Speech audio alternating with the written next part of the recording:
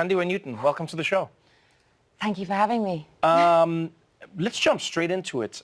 You know, when I first heard that you were going to be part of making a film about an election that was stolen, about people who felt like they were robbed, about a democracy that was under threat, I was like, are you doing something about America?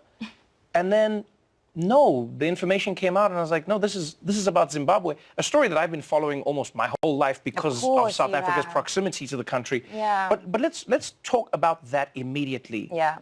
This is a story not just about Zimbabwe, but about democracy as a whole. And you decided to tell it. What inspired you to go, this is the moment to tell this story? It was frustration more than anything. I've been a human rights activist for 2 decades. Activism very often comes out of suffering, personal suffering, or certainly witnessing the suffering of others. And that was, both those aspects were true for me. And I have been fighting for the rights of women and children. And I realized recently that I've been a spokesperson for people all over the world except for Zimbabwe, my own home, because I feared the political backlash. Wow. And what happened in 2018, 2019 is that I realized that this isn't about politics. This is human rights.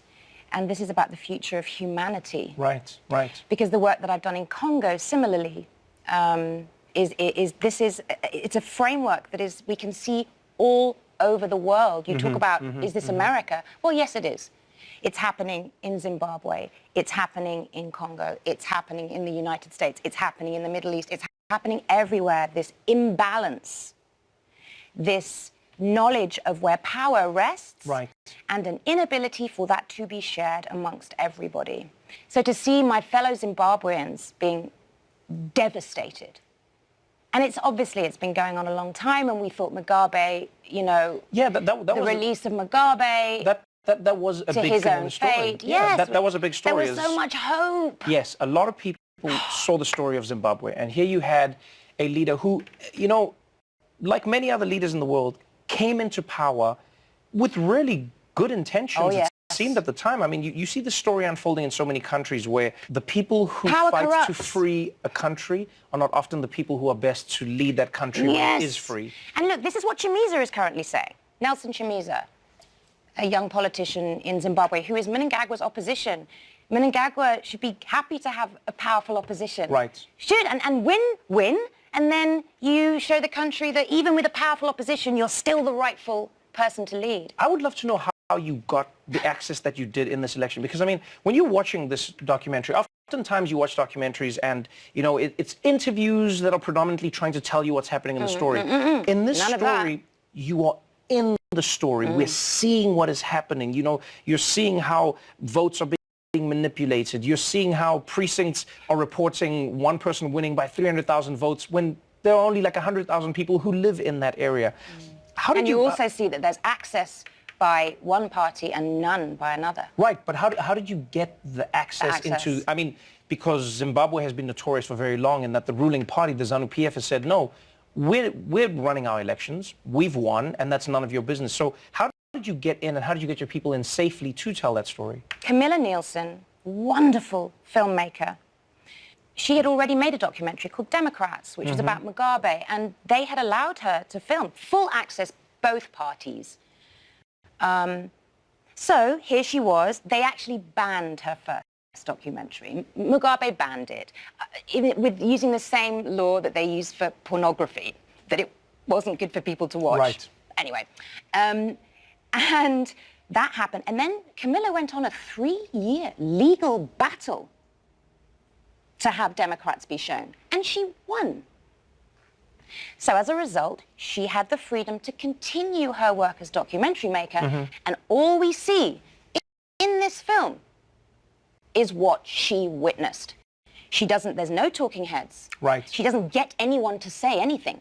She doesn't manipulate anybody. One of the things I love about her as a filmmaker, it's called a cinema verite. It's a style where you do not intrude on what you see. All you see in this film is what was actually happening, and it is more crazy than any kind of murder mystery, any kind of CIA drama. You cannot believe what's happening in front of your eyes. You know, when a story like this is told about a country like Zimbabwe, on a continent like Africa, there is a certain apathy that infects people when watching this.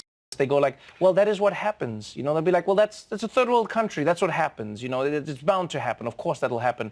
And yet it feels like now, maybe because of what's been happening in the US, maybe because of what's been happening in, you know, whether it's Brexit or Ukraine, or it feels like there is a different understanding of a shared threat if people are not careful. What is that idea? What do you think people can learn in watching this, regardless of where they live, about democracy? We are a common humanity.